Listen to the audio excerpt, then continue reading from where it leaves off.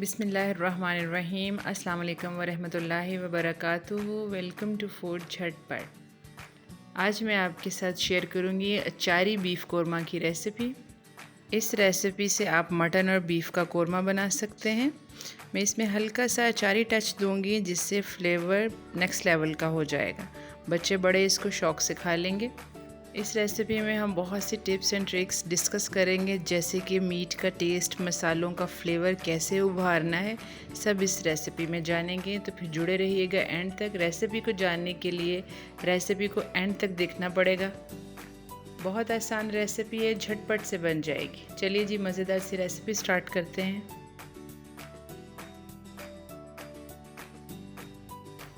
Beef का गोश्त लेंगे, उसको छोटे छोटे पीसेस में काट लेंगे। ये 2 kg बीफ का गोश्त है और ये बोनलेस है, इसके अंदर बोन नहीं है। तो सिल्वर स्किन हल्की फुल्की इसके साथ है, बाकी तमाम हमने एक्स्ट्रा फैट्स रिमूव कर दिए हैं। इसको धोकर ड्राई कर लेंगे। 1 कप ऑयल डालेंगे और उसमें 4 मीडियम साइज़ के प्याज डालेंगे, स्लाइस करके डाल दें। इसको हमने ब्राउन नहीं करना, लाइट सा कलर देना है। इस तरह का कलर दे लेंगे और फिर हम इसे निकाल लेंगे। इसको हम ग्राइंड करेंगे, इसकी पेस्ट बनाएंगे। नेक्स्ट स्टेप में हम एक बॉल लेंगे, उसके अंदर हाफ़ kg दही डालेंगे। इसको अच्छे से बीट करेंगे। इसके अंदर नमक डालेंगे 1 टेबल स्पून, सुरख मिर्च का पाउडर भी 1 टेबल स्पून शामिल कर देंगे, खुश्क धनिया का पाउडर 1 टेबल स्पून शामिल कर देंगे और साथ ही हम सफ़ेद ज़ीरा 1 टेबल स्पून शामिल करेंगे। ये भुना कुटा है। चिली फ्लेक्स भी शामिल कर देंगे 1 टेबल स्पून। अचार गोश्त मसाला पैकेट वाला ले लें या होममेड, जो मर्ज़ी डालें। फ्लेवर को इन्हेंस करने के लिए 1 टेबल स्पून शामिल करें। लहसुन अदरक का पेस्ट आप 2 टेबल स्पून इसके अंदर शामिल कर दें। अब इसको अच्छे से मिक्स कर लें, उसकी फ़ाइन क्रीमी पेस्ट बन जाएगी। अब जिस ऑयल से हमने प्याज निकाला था वहाँ हम मीट शामिल करेंगे।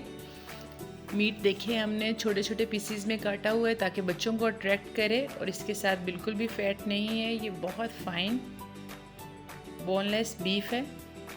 इसको हम इस ऑयल में डाल देंगे। यहाँ पे हमने बिल्कुल भी भुनाई नहीं करनी। इसके अंदर बस हम ये दही का मिक्सचर शामिल कर देंगे और बस इसको हिलाना भी नहीं है। दही में हमने सब कुछ किया हुआ है। अब ऐसे डालें और इसको ढक दें।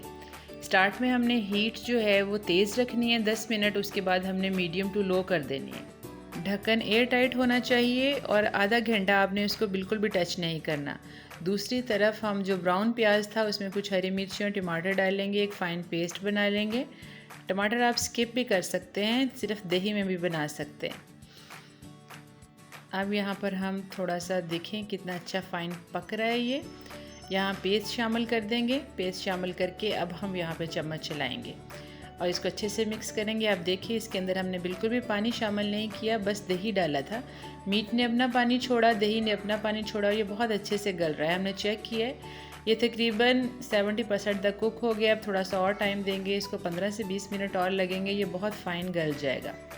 मैं इसको प्रेशर कुकर में भी रख सकती थी कि जल्दी जल्दी पक जाए, मगर अगर ये ख़ुद ही हल्की आंच पर पकेगा तो ज़्यादा फ्लेवरफुल बनेगा। और कुकर लगाकर मसाले में भूनने से फिर ग्रेवी अच्छी नहीं बनती, उतनी टेस्टफुल नहीं बनती जैसे ये चूल्हे पे पकने से बनती है। एंड के मसाले भी रेडी कर लेंगे। तकरीबन 1 से 1.5 घंटा लगेगा। और हमारा जो बीफ है उसके ऊपर आप देखें बहुत अच्छे से ऑयल आना स्टार्ट हो गया। ये इस चीज़ की निशानी है कि ये अब रेडी है। मीट हमने चेक किया था, ये बहुत अच्छा पक चुका है, बहुत अच्छा गल चुका है, बिल्कुल घुला भी नहीं है और गला भी बहुत फ़ाइन हुआ है।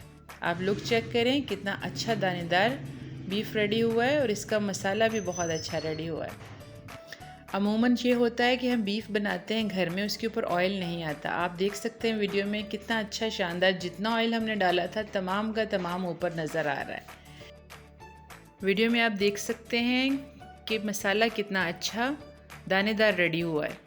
अब यहाँ पर हमें इसकी कोई भुनाई करने की ज़रूरत नहीं है। जब इसका ऑयल सेपरेट हो गया तो ये ख़ुद ब खुद भुन चुका है और पानी डालने की भी बिल्कुल ज़रूरत नहीं है। बिल्कुल मसाला ज़बरदस्त है। ईद के गोश्त में बिल्कुल भी पानी नहीं शामिल करते, फिर टेस्ट नहीं आता उसका, वो और तरह का हो जाता है। अब एंड में ग्रीनरी डालेंगे, सब्ज़ धनिया, हरी मिर्चें, काली मिर्च डालेंगे और गरम मसाला शामिल करेंगे, हाफ टेबल स्पून।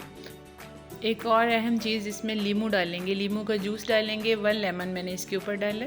आप सर्विंग में भी सर्व करें तो बहुत अच्छा लगेगा। अब इसको अच्छे से मिक्स करें और ढक दें इसको तकरीबन 1 मिनट के लिए, ताकि तमाम मसाले मीट के अंदर शामिल हो जाएं और अपना फुल फ्लेवर दें। 1 मिनट के बाद हम इसको डिश आउट करेंगे। इसको नान, चपाती, दही के रायते, सैलड के साथ इसको सर्व करें और तारीफ़ें समेटें। आप इसको बनाएं। आप इस रेसिपी को ज़रूर ट्राई कीजिएगा। अपने लिए बनाएं, अपने मेहमानों के लिए बनाएं। यकीन करें सबको बहुत पसंद आएगी और आपकी ये मुस्तकिल रेसिपी बन जाएगी। आप इसको बार बार बनाना पसंद करेंगे।